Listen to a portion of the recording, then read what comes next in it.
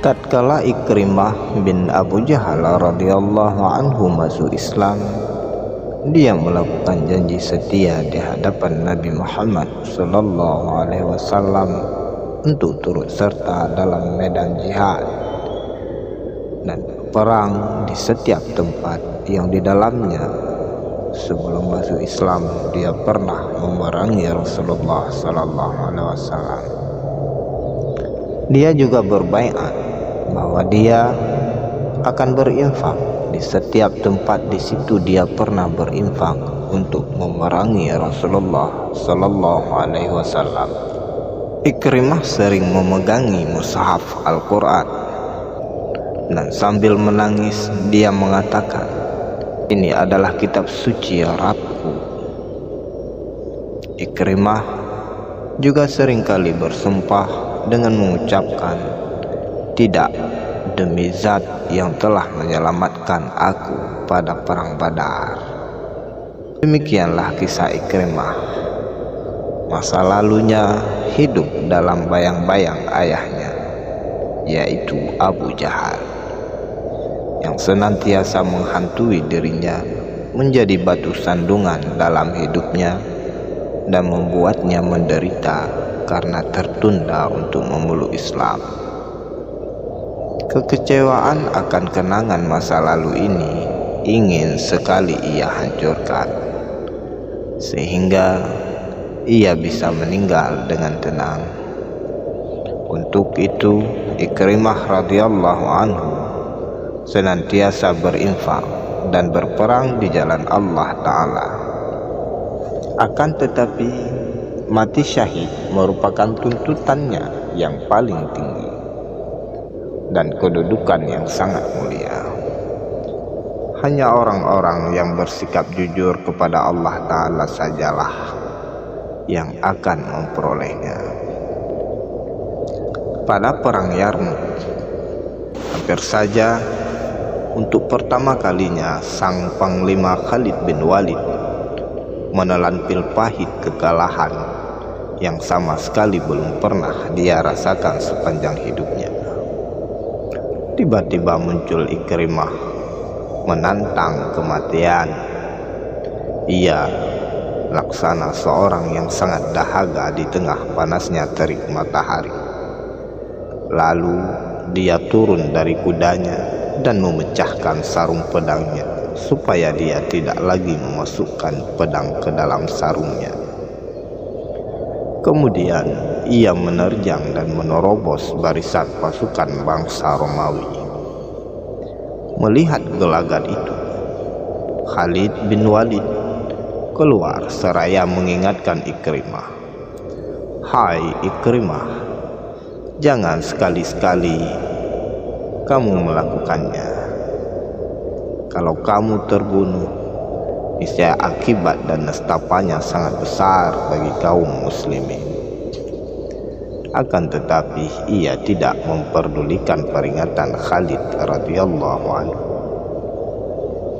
karena dia telah mendengar suara bidadari yang memanggilnya dari belakang surga yang luasnya sepenuh langit dan bumi. Sang bidadari itu melambai-lambai, "Kemarilah." Benih-benih kerinduan untuk berjumpa dengan Rabbnya semakin berhamburan dari relung hatinya, dan lambaian angin surga berterbangan menghinggapi hati yang sangat merindukan perjumpaan dengan Allah Ta'ala, dan kepada hamba yang sangat ingin berjumpa dengan Rabbnya. Hatinya pun luluh. Lantas dia mengucapkan, "Jangan sekali-kali engkau melarangku, wahai Khalid. Sesungguhnya engkau telah memiliki banyak kenangan masa lalu yang sangat manis bersama Rasulullah. Tetapi aku dan ayahku berbeda. Kami telah memerangi Rasulullah dalam berbagai medan peperangan. Apakah pantas jika saya yang dahulu berani memerangi Rasulullah, sekarang justru berlari dari pasukan Romawi? Sungguh yang demikian tidak akan pernah terjadi. Kemudian dia berseru, siapa yang membaiatku untuk mati? Keluarlah Haris bin Hisham,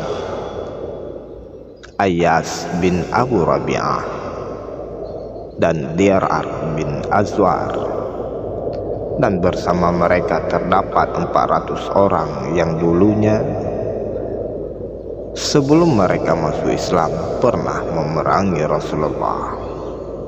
Mereka semua ingin menebus dosa silam mereka. Mereka pun berkumpul di depan perkemahan Khalid, yang mana peperangan akan berkobar di depannya.